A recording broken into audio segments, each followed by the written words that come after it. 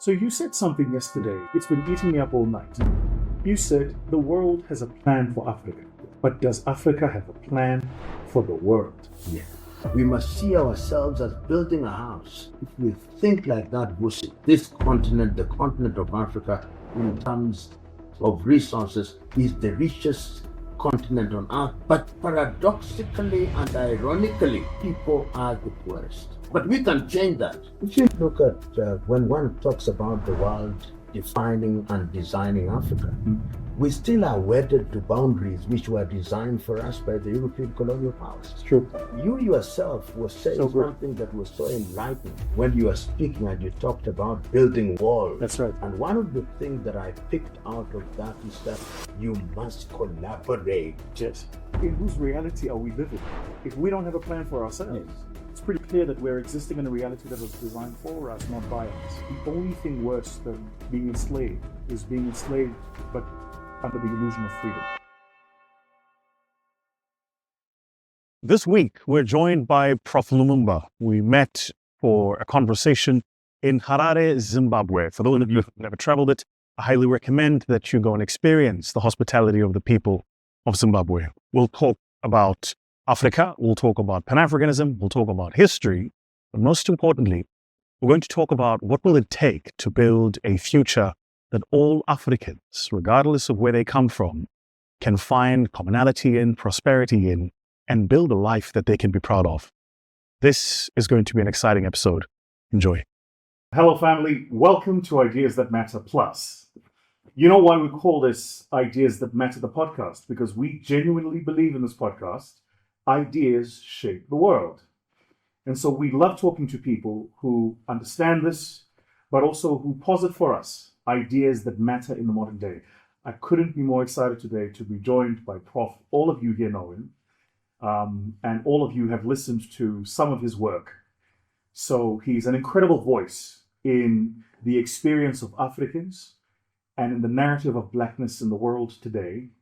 He understands the history of our people, but I also think more importantly, he understands the aspirations of our humanity and has the ability to capture both of these and communicate them in a manner that very few, if any, in the day can actually do. So please welcome Prof. Hi, Prof. How are you, Bush? I'm good. You are keeping well? By God's grace. God is ever gracious. You know, yesterday, you and I were on the stage for the second time. Yes, indeed. I should tell you, when I was preparing, Yes. and I knew that you'd be on the program, the last time we were together was in Nigeria. Yes, I remember. At the platform. Yes. And I went before you. Yes. And I thought I did well. Then you went, and I was like, oh, man. You judge yourself. So yesterday I was like, make sure Prof goes first. But I loved what you said yesterday. And as a student of your work, there is a consistency to the themes that you speak about. Now, for those who are seeing you, experiencing you for the first time, they might not altogether cognize the themes that you speak about. One of the things I love about how you approach the subject of the collective emancipation of our people in a holistic sense is that you're able to give it historical context. So last year, I traveled for the first time to the small island nation of Trinidad and Tobago. And I wasn't aware how important Trinidad was in the relationship the diasporas had in the past with the continent. And then yesterday, you were talking about Trinidad and how a number of the conversations we have about Pan-Africanism start in part in the island of Trinidad. Maybe just for context, tell us a bit about that. You know, Trinidad and Tobago and the Caribbean generally was the breeding ground of what is described and known as Pan-Africanism. Sylvester Williams of Trinidad and Tobago was the first person to begin broaching the idea that we, as persons with an African association, or those who are taken from the African continent, must work together to liberate themselves at that time from physical slavery. So the very first meetings were held, of course, in London and in Europe. And Sylvester Williams was the arrow's head, as it were. And he inspired many at that time. So that even when individuals such as Marcus Garvey in Jamaica are beginning to talk about the return to the continent, the original spirit is that of Sylvester Williams. Incredible. He is a lot more organized, and his work begins to reach the continent, so that while the early meetings are in the 19th century, and during that period you also have people in the continent, people like Kaisaka Seme of South Africa, who is Pixley Kaisaka, who is described as one of the founders of the African National Congress. That's right. In 1906, he is a student at the University of Columbia, and he is making reference to the works of Sylvester Williams. W.E.B. Du Bois, who is in the United States of America, is making reference to the works of Sylvester Williams. And ultimately, it is these works of Sylvester Williams that culminates in the much more known meeting of Pan-Africanists in 1945 in Manchester. And that meeting is the beginning of the connection between the Caribbean Pan-Africanists, the American Pan-Africanists, and the Africans, with Kwame Nkrumah attending that meeting. Obafemi Awolowo attending that meeting. Jomo Kenyatta attending that meeting. There is a debate as to whether Kamuzu Banda was in that. Why is it a debate? It's a debate because there are those who want to argue, no, he was not a Pan-African, he did not attend. But I think he was in attendance. Right. He was somewhere in the vicinity. Right.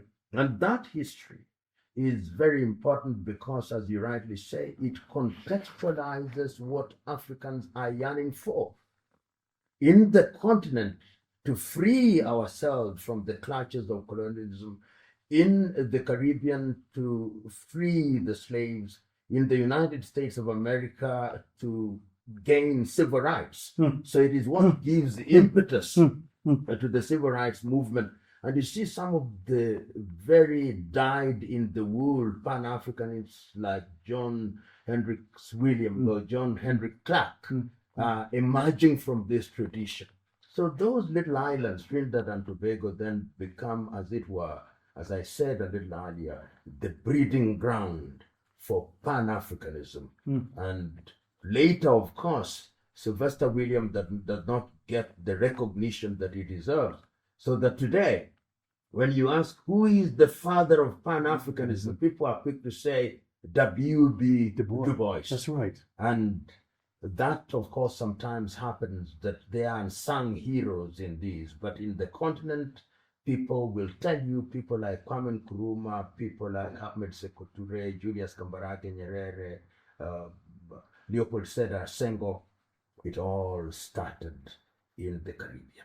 One of the things I find interesting about your way to narrate the arc of history is, and I'd never considered this until you and I were in conversation and you said it to me, that the struggle looks different, but it's actually the same struggle. It is. And the timeline is different, but it's the same fight. And the heroes might be different, but at an ideological level, the fight for the emancipation of the self in its full sense is the same single struggle. But I have this question for you. Systems change, they evolve. It's clear that the system that our forebears were talking about exists today, but under a different guise. And so, for our generation,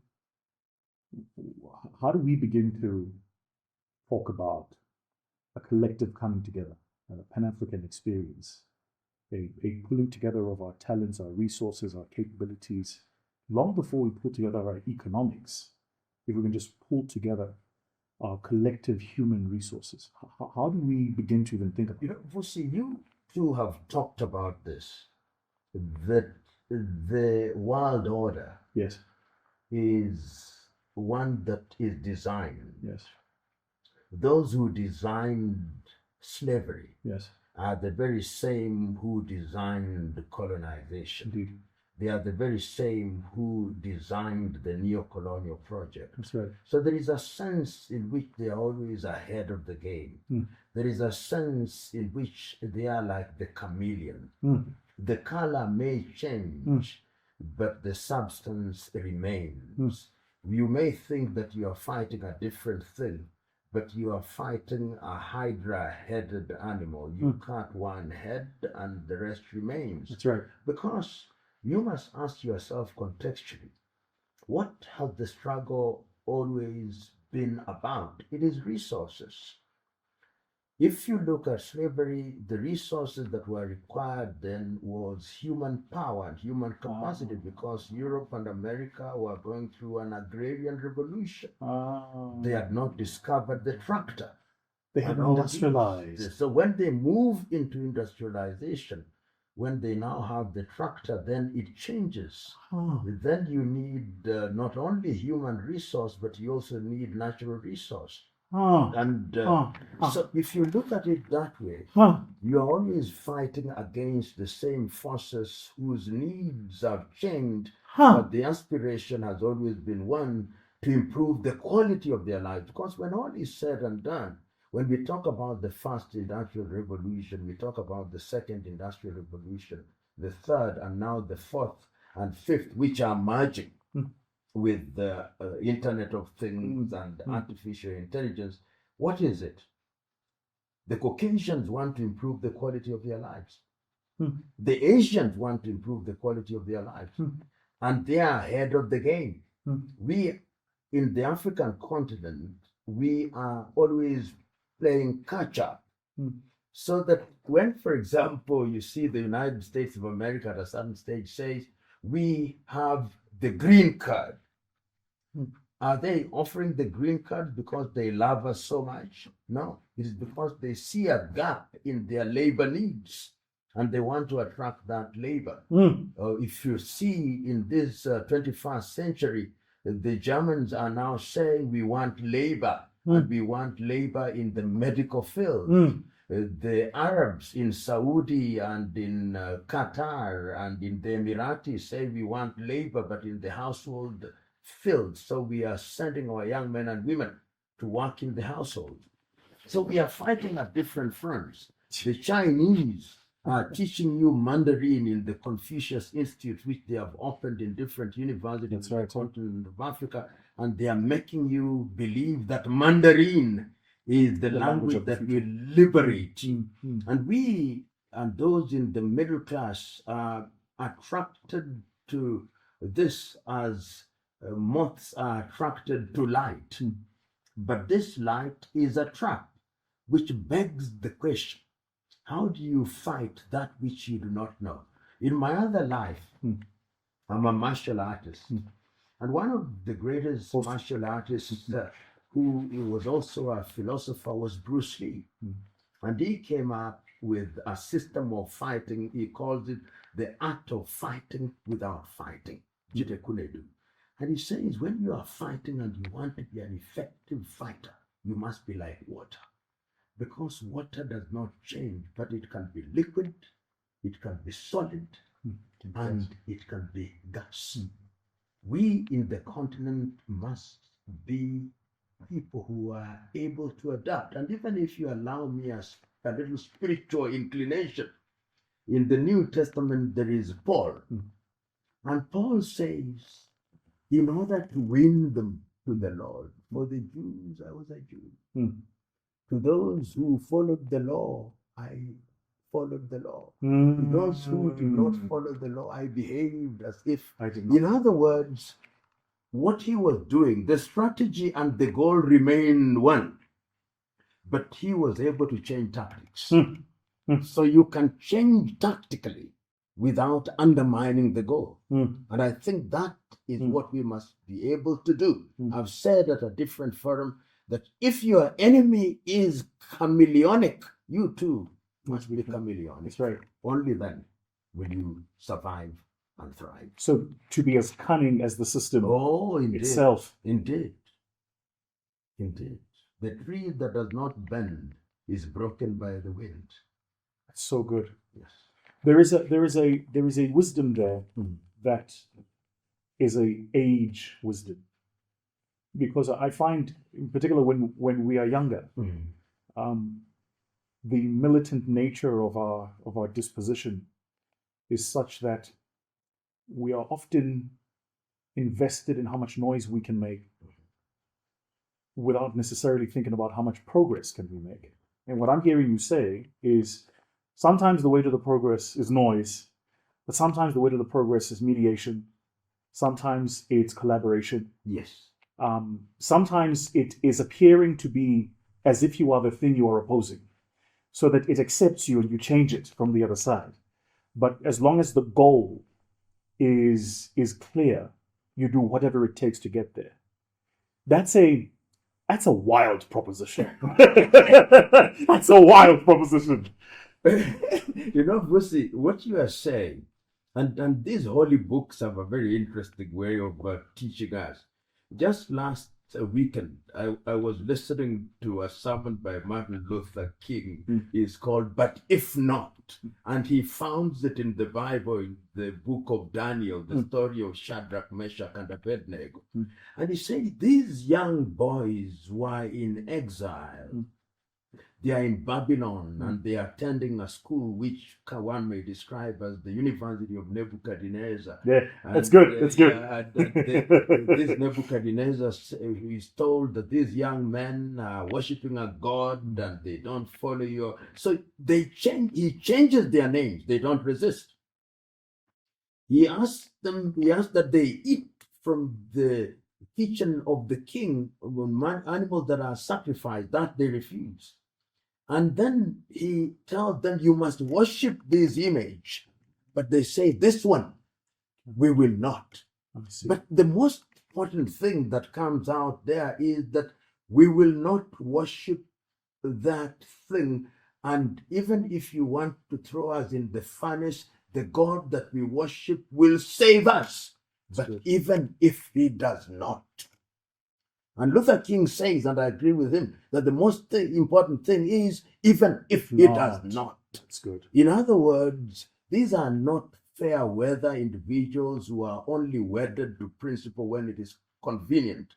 Even when it is inconvenient, they will remain true to their agenda. And I think it is important, therefore, to always ask yourself whether you are changing yourself or you are changing your tactics. That's so good. Tactics you can. That's good. And circumstances force you to change your tactics, but never your goal and never your principles. And I think that is critical. And there is no shortage of individuals who have changed that in a manner that has allowed them to realize the goal. Because history does not remember those who start well. History remembers those who finish well. That's good. How do you finish? Your native country of Kenya predates the experience of freedom we have in South Africa. And so in the context, I suppose, of the continent, we are the newborns. Yeah, we are there. And so the reason I mention this is because one of the ways to try and date our experience is to look at the experience of those who precede us. And I travel Kenya often. We have businesses in Kenya. Kenya is home for me. And the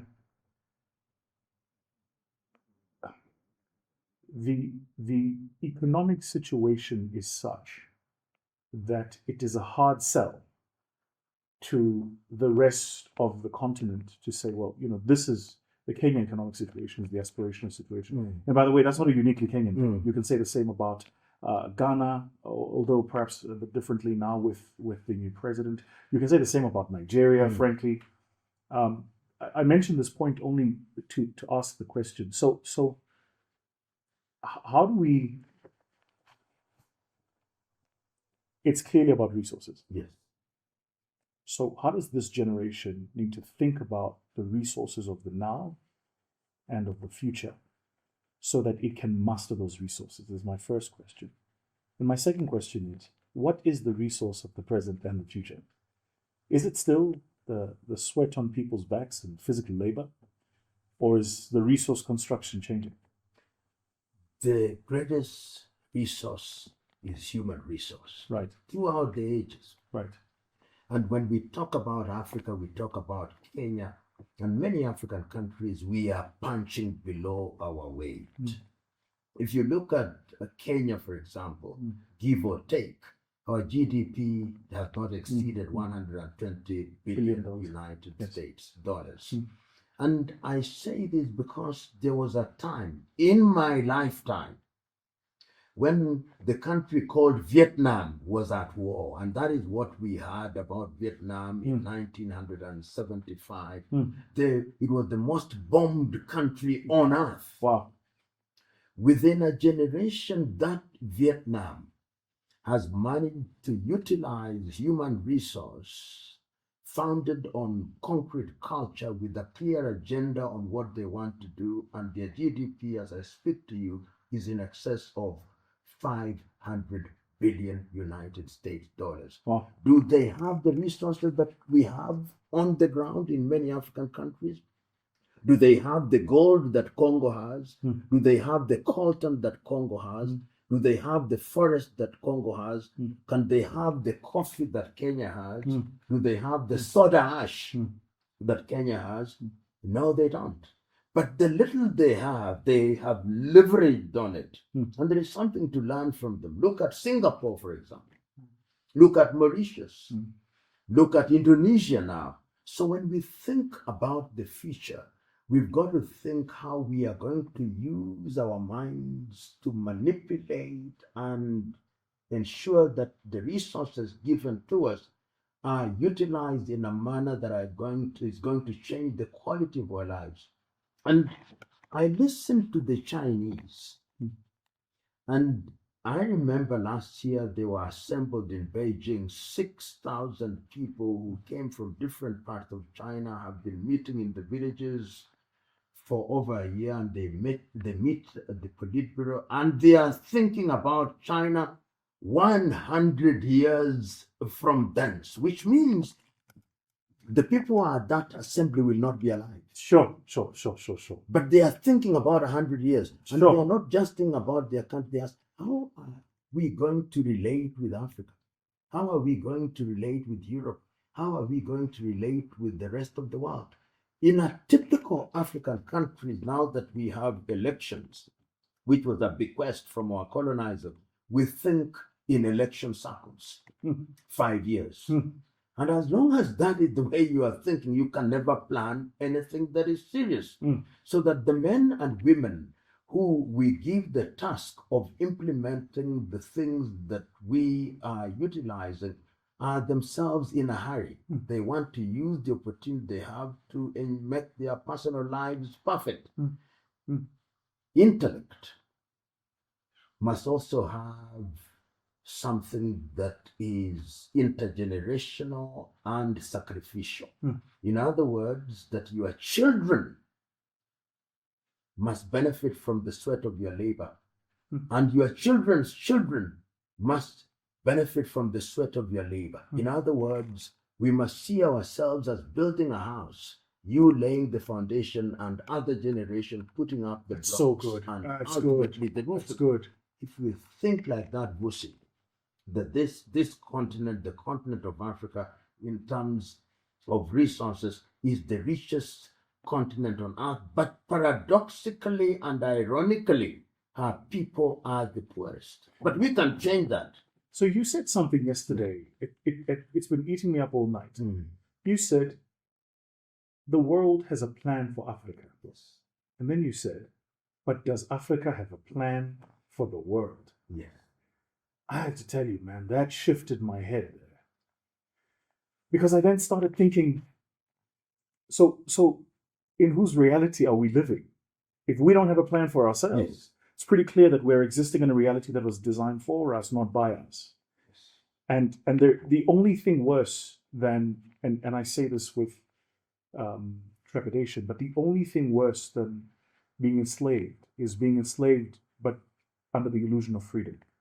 because then you don't even know that there's something that needs to be changed. So the question I want to ask you is, so how does Africa have a plan for Africa? What do we need to do here? We have the institutions. Yes. We have the union. We have the nation states. We have the trading blocs. We have the free trade. What's missing? What's the piece of the puzzle that has to come together? That in your mind, if it connected, the system would change. Perhaps we need to re-examine and deconstruct some of these systems. Sure. Because if you look at when one talks about the world defining and designing Africa, we still are wedded to boundaries which were designed for us by the European colonial powers. It's true. And we are wedded to those borders that we can kill and maim. And we have killed and maimed for it. In 1963, when countries have started regaining independence, perhaps a little earlier, 1950s, the leaders were conscious that these boundaries can remain as administrative, but we need to interact a lot more. Sure. So I think we must rethink governance. Sure.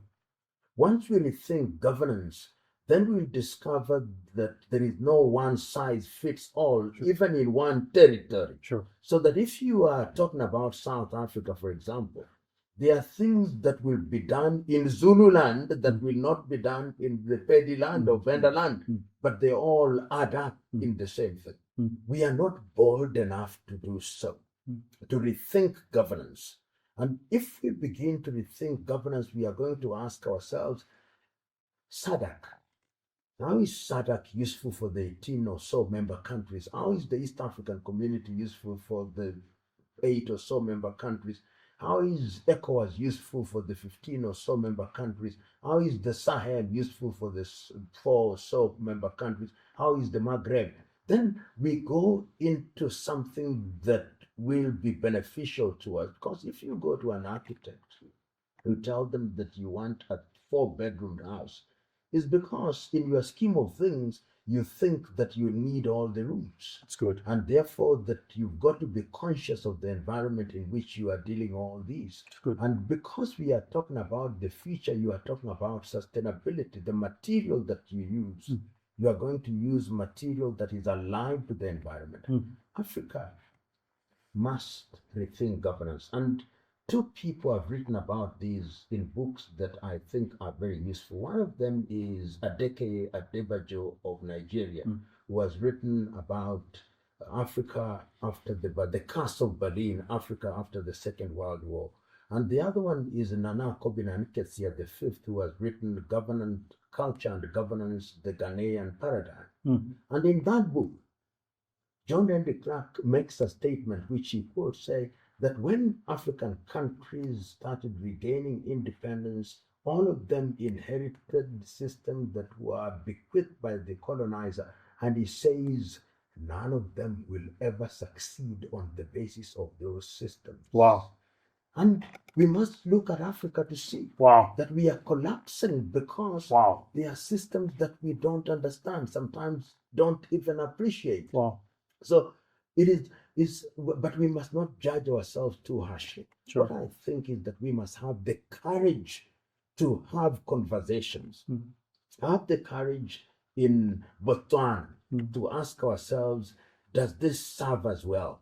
Is there something in the Botswana culture that can inform how we run government in the contemporary world? In Nigeria, we ask ourselves, we have so many ethnicities, so many systems. You have the Igbo, you have the Yoruba, you have the Kalabari, you have the Ogoni. And is there a system that we can use so that Africa is built from the village and we are conscious of the bigger picture? We have the macro and the micro. Until the day we have that conversation, we are going nowhere. And I conclude answering that. The little Switzerland that all of us know as the haven of peace. If you read our history, there was a time when they were fighting, ethnic fights. Wow, I didn't know the that. German speakers, the French speakers, yeah. the Italian speakers, and the other group that is never heard about much were all fighting until somebody came and said, we can change this. Let us create the Swiss Confederation. Let us do things village, and then we meet at the higher level of foreign affairs and national coordination. And throughout that time, even during the wars, it has become the haven in Europe. That is the question I that we must ask. I see. Yes. So they designed it It is designed, specific to their context. fit for purpose. That is so good. Suppose it were to happen, Vusi, in the Democratic Republic of Congo, Right. that they were to design, say, yes, from Kinshasa, we're not going to achieve it if we are centralized. Right. But let us confederate in Kasai, in northern Kivu, in the Bakongo area, in the Baluba area, and we confederate. Believe me, within 10 years, the Congo DRC as we know it will have a GDP of no less than 1 trillion, with the quality of people's lives changing dramatically. That's so good. It can be done. That's so good. But are we bold enough? Are we bold enough to actually deal with it? I was asking a friend of mine who is a teacher of political science at the University of Nairobi, and what do you teach in political science at the University of Nairobi? Are you still teaching the theories of Marx on how the state is to be built, or you are now contemporary teaching about African things and about Kenyan things? That's good. That's We good. should ask those nagging questions, Yeah. even uncomfortable ones, Yeah. necessary. That's so good. You've just I fly into Zurich often, and you've just answered for me why it is that they have dual announcements of their Yes. I wasn't aware of their When history, you're right? going to Zurich, I think that that is German territory. That's right. Yes, Yeah. yes, yes, Yeah. yes. Yeah. And then sometimes you'll have a pilot who will announce in German, then in French, and Yes. then. But I wasn't. And the reason I find this is for me why I find The other interesting. group are the Romansh. The Romansh. That's right. Yeah. This is what I find interesting, right? Is so the Europeans understood that it is through a union that they can have collective prosperity. But they didn't just understand it; they capacitated it. Yes. And when necessary, there is a war going on right now where they have built military infrastructure to make that a reality. And so what I'm hearing you say is it requires the courage to rethink and reimagine the system, but it also requires the courage to then resource whatever you rethink and you reimagine. Absolutely. Look at, even we in Africa have actually imagined. The only problem in Africa is that once we have imagined and we have started doing these things, we don't resource them. Look at the Lagos Plan of Action of 1980. Right, We said intra-African trade is at 25%. right, We ought to increase it. right. But how do you increase and enhance? First of all, make people move freely. Remove visas. Remove tariff and non-tariff barriers, so that if I have a product in Liberia, I move it to Addis Ababa. If I have a product in South Africa, I can move it to Cairo, which means you need infrastructure. You are 100%. resourcing the 100%. road so that you can track things. Look at 1988, we discover intra-African air traveling is too expensive. So leaders meet in Yamoussoukro, in La Côte d'Ivoire, and said, Africa is going to be a single sky so that you make it easy. But did we implement it? I think in the month of May, a few countries in West Africa have now said they are now single sky. I think right. in Nigeria, Gambia, and Gabon, I think. Gabon, Yeah. and others. But we could have done this a little earlier. You travel. Yes. You can travel from Bratislava in Slovakia to Portugal. Nobody asks you I take a for train. a visa. I take a train. I don't even need a passport. Absolutely. Yeah. But here, I fly for 1 hour. You must produce a visa. Visa and Passport. complete with a yellow fever certificate. Yeah. So until the day, and you've used the word which in my view is the game-changing word, resource them. If you don't resource those things, if you have pipes and there is no water running through it, the pipes are useless. True story. And that is what Africa must realize. True story. You've got to put in the money. I mean, recently we saw when the Americans said they are withdrawing their funds through USA. Indeed. And we are crying. We did not know that somebody else was paying for our health system, somebody was paying for our agriculture. So we've got to learn to resource our things. Mm. Look at little Dubai. Mm. What do they have to offer? Mm. They know what they want. They have defined what they want. They have welcomed the world. And we have made it a place of economic pilgrimage Sure. from the African continent. So true. So why can't Equatorial Guinea be the country that offers that? So good. Why can't Angola do that? Why can't the Gambia do that? Mm. Why can't Eritrea do that? Mm. We can do it. Mm. But as you rightly say, the mind is the standard, and not just the mind, the ability to then use the product of the mind to produce the thing that resources your agenda, and that agenda must be people-centered, because ultimately all these things, why do we do them? To make our lives comfortable, that we may realize our potential and have the fullest enjoyment of our circumstances. Hey family, I just wanted to say thank you to the 1.7 million of you who are returning viewers on our channel. When the team shared that with me, I swear, I almost fell off my chair. I was like, 1.7 million people who return to watch the content on the channel. That's just unbelievable. I'm so humbled that you find the content we share valuable. And I promise we're going to do the best we can to keep bringing you content of value. I do have an ask though. 66.4% of you that watch the channel have yet to subscribe. You know what would really help me? I've got a running bet with the team, and we want to see if we can get that to below 60%. I need a favor. I need you to scroll down the video. You're going to see that bell icon, and I need you to press it, because then you're going to subscribe and you're going to help me meet my metric. We have some exciting guests we've got planned for you, some incredible guests we've already shot. You would have met Kasim for our first Ideas That Matter Plus video format of the content podcast, and it's already gone viral.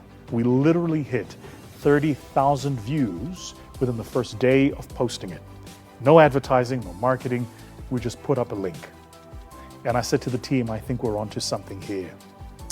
One of the things I'm very passionate about is making sure we leave the world better than we found it, and that we leave our community better than we found them. So, hit the subscribe button, and I look forward to sharing more content with you, more insights, more motivation, and just generally helping the world become a better place using this medium. All right, family, we'll talk soon. Cheers. I was sharing with you before we started recording that as I have gotten older and a little bit more aware, sometimes they say ignorance is bliss for a reason. Sometimes being aware is such a curse, because you begin to see things that you did not see. You begin to experience things that you did not experience. When you and I vividly remember when we were in Nigeria together, I think we were invited by our brother, Pastor Poju. I said to him backstage, I said, you call this the platform Nigeria. He said, yeah. I said, this needs to be the platform Africa. Right. And I see he's made that evolution now. And he had our sister Flora from Melvin's Tea in Nairobi. Yes. He had her on the program this year. So when I see the minds coming together, it looks like the Renaissance is taking place. For me, my pain, to your point, is, you fly into Europe, Schengen visa, you land in one place, you catch a train, and you move from Amsterdam to Paris, and then Brussels, then back. And nobody's bothering you about how you're migrating. This is the question I have always wanted to ask you. I call this podcast Ideas That Matter because, as I introduced it, I genuinely believe ideas change the world. And as Africans, our experience of the world has been such a hard, physical, labored experience that sometimes we undervalue the power of ideas. That the economic system as it is designed was once an idea. Currency was an idea. The city you live in was an idea. The nation that you call home was an idea. At a point, somebody started with it as an idea and made it real. Here's the question. What is the idea that drives Prof. Lumumba? What's the single thing that at the end of your days you go, if I can get them to understand this, my job would be done?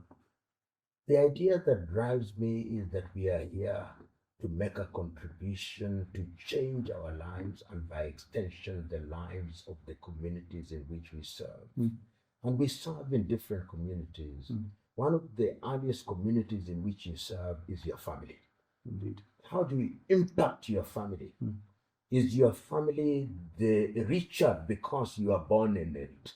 And once you've come out of your family, is your neighborhood the richer because you are part of it?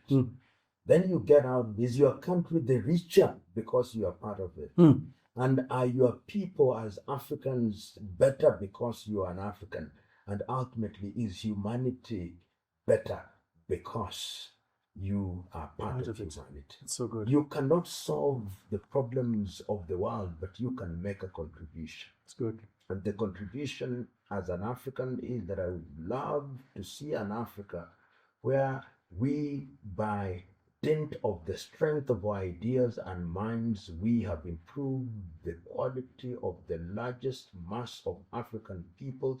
And when we sit at the dinner table, we are neither the meat to be eaten, nor the ones who are eating the crumbs under the table, nor are we the waiters who serve those who are at the dinner table. It's good. If that were to happen, and I was to make a contribution in that regard, then I would be a happy person. And I'm also acutely aware that these things cannot be achieved in one's lifetime, many times. Man. So it is intergenerational. I was hoping you wouldn't say that.